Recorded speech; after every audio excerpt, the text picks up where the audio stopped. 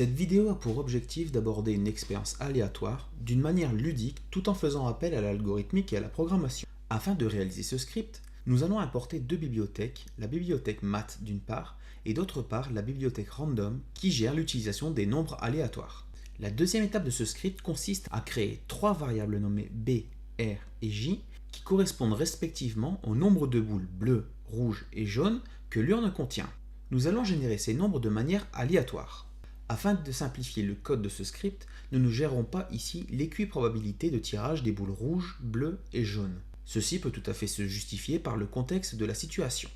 En appuyant maintenant sur la touche f de x puis 1, nous allons créer une fonction nommée urne qui dépend de deux paramètres. Le premier, n, une variable entière qui correspond au nombre de tirages, et d'autre part une variable couleur qui est une chaîne de caractères correspondant à la couleur de la boule que l'on veut tester. Nous allons créer une variable s que nous initialisons ici à 0 et qui correspondra au nombre de fois où l'on a tiré une boule de couleur correspondant au paramètre couleur. Afin de tester si la boule tirée correspond bien à la couleur voulue, nous allons utiliser une instruction conditionnelle de type if, elif, else, accessible à l'aide des touches f de x, flèche directionnelle de droite, puis 3. Si le paramètre couleur correspond au bleu, alors on affecte à la variable nb le nombre b. Sinon, si le paramètre couleur correspond au rouge, alors on affecte à la variable nb la valeur du nombre r. Si ce n'est toujours pas le cas, alors on affecte à la variable nb la valeur du nombre j, correspondant au nombre de boules jaunes. Nous allons maintenant supprimer un niveau d'indentation en appuyant sur les touches zoom puis 2. Nous allons maintenant utiliser une boucle for en appuyant successivement sur les touches f de x, flèche directionnelle de droite, puis 4. Créons maintenant une variable a qui renvoie 0 si la boule tirée ne correspond pas à la couleur donnée en paramètre et qui renverra 1 si c'est le cas. Pour cela, nous allons utiliser deux instructions, la première floor qui renvoie la partie entière d'un nombre et l'instruction random qui génère un nombre aléatoire décimal entre 0 et 1.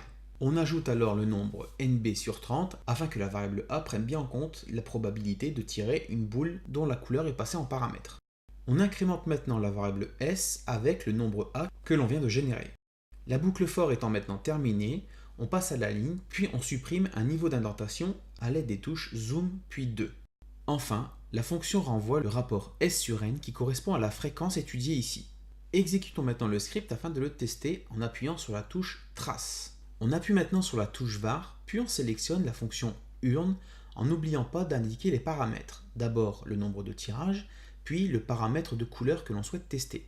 Ce paramètre de couleur étant une variable de type chaîne de caractères, il conviendra de l'indiquer entre guillemets à l'aide des touches alpha et plus. Pour éviter de recopier l'instruction que nous venons d'écrire, nous allons utiliser la touche directionnelle O afin de récupérer dans la console la fonction qui aura déjà été utilisée.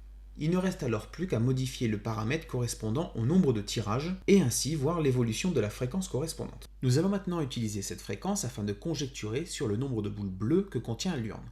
Pour cela, on multiplie la fréquence obtenue par 30 qui correspond au nombre total de boules contenues dans l'urne.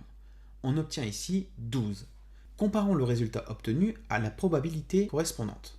Pour retrouver cette probabilité, appuyons sur la touche var puis sélectionnons le nombre b.